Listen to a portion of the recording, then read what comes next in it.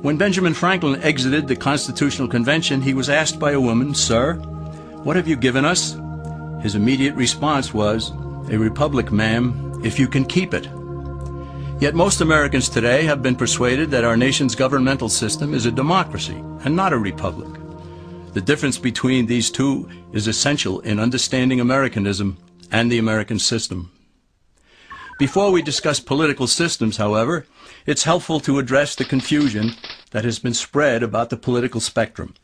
Many have been led to believe that the political spectrum places groups such as communists on the far left, fascists or dictators on the far right, and political moderates or centrists in the middle.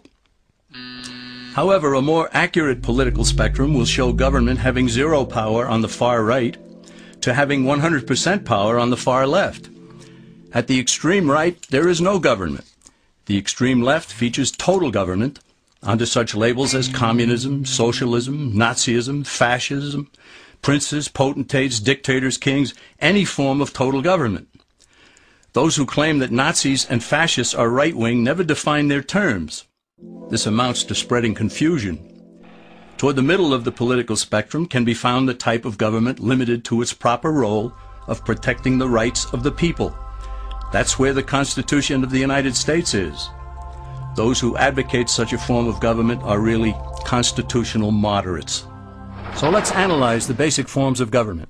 They are monarchy or dictatorship ruled by one, oligarchy ruled by a few, democracy ruled by a majority, republic ruled by law, and anarchy, which is ruled by no one. In discussing these five, we'll see that they can be narrowed down to even fewer. Looking first at monarchy or dictatorship, this form of government doesn't really exist in the practical sense. It's always a group that puts one of its members up front. A king has his council of nobles or earls, and every dictator has his bureaucrats or commissars, the men behind the scenes. This isn't ruled by one, even though one person may be the visible leader. It's ruled by a group. So let's eliminate monarchy, dictatorship, because it never truly exists. Oligarchy, which is ruled by a group, is the most common form of government in all history. And it is the most common form of government today. Most of the nations of the world are ruled by a powerful few, and therefore oligarchy remains. At the other end, we find anarchy, which means without government. Some people have looked over history and found that many of its worst crimes were committed by governments, so they decided that having no government might be a good idea. But this is a mistake, because as the ancient Greeks stated, without law there can be no freedom. Our founding fathers agreed and held that some amount of government is a necessary force in any civilized, orderly society. In a state of anarchy, however, everyone has to guard life, liberty, and property, and the lives of family members. Everyone must be armed, and movement is severely restricted because one's property has to be protected at all times. Civilized people have always hired someone to do the guarding, a sheriff, a police force, or some branch of government. Once law enforcement was in place, the people were freer. They could leave their property, work in the fields, and so on. In short, the proper amount of government makes everyone freer. There are some who advocate anarchy, however, not because they want no government, but because they don't like what they have. They use anarchy as a tool for revolutionary change. The condition of anarchy is very much like a vacuum where something rushes in to fill it. These calculating anarchists work to break down the existing government with rioting, killing, looting, and terrorism.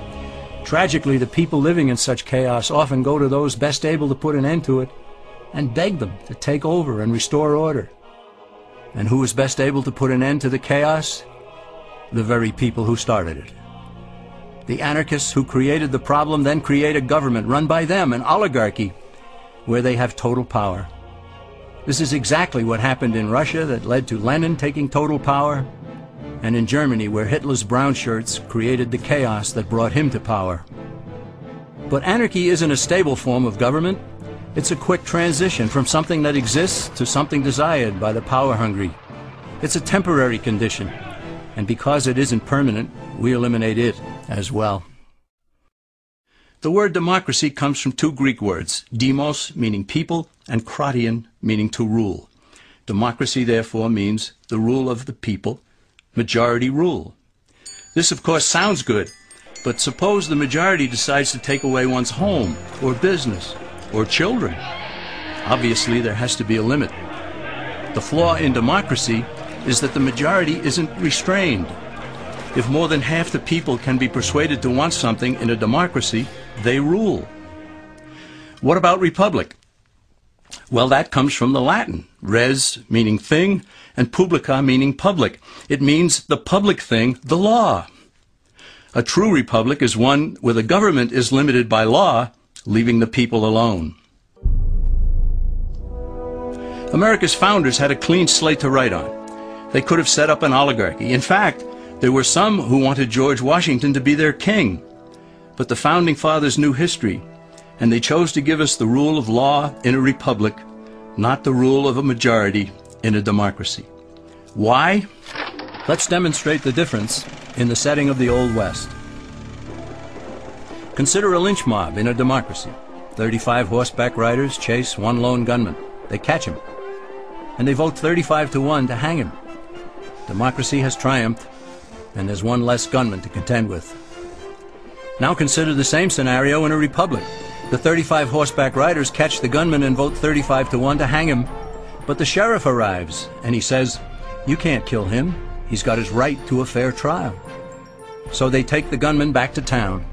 A jury of his peers is selected, and they hear the evidence and the defense, and they decide if he shall hang. Does the jury even decide by majority rule? No, it has to be unanimous, or he goes free. The rights of the government aren't subject to majority rule, but to the law. This is the essence of a republic.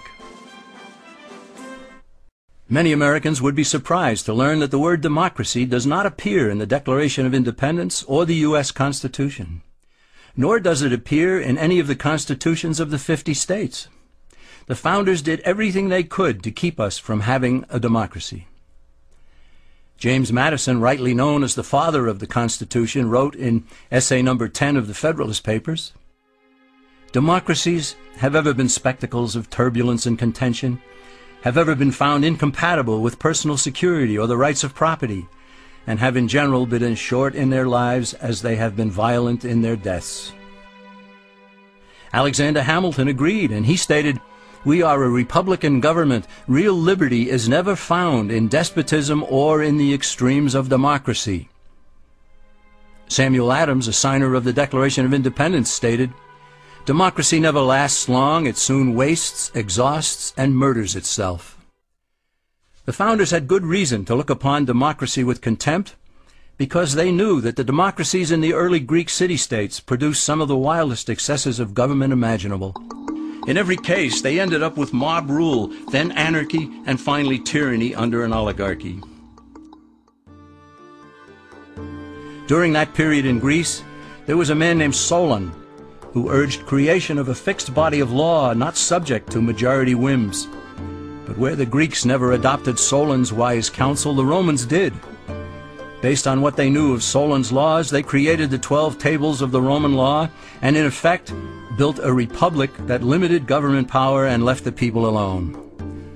Since government was limited, the people were free to produce, with the understanding that they could keep the fruits of their labor. In time, Rome became wealthy and the envy of the world. In the midst of plenty, however, the Roman people forgot what freedom entailed. They forgot that the essence of freedom is the proper limitation of government. When government power grows, people freedom recedes. Once the Romans dropped their guard, power-seeking politicians began to exceed the powers granted them in the Roman Constitution. Some learned that they could elect politicians who would use government power to take property from some and give it to others. Agriculture subsidies were introduced, followed by housing and welfare programs. Inevitably, taxes rose and controls over the private sector were imposed. Soon, a number of Rome's producers could no longer make ends meet, and they went on the dole.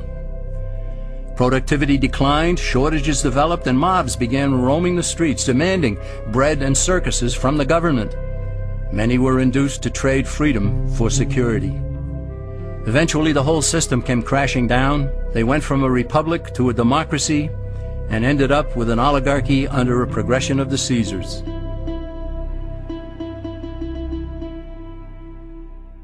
Thus, democracy itself is not a stable form of government.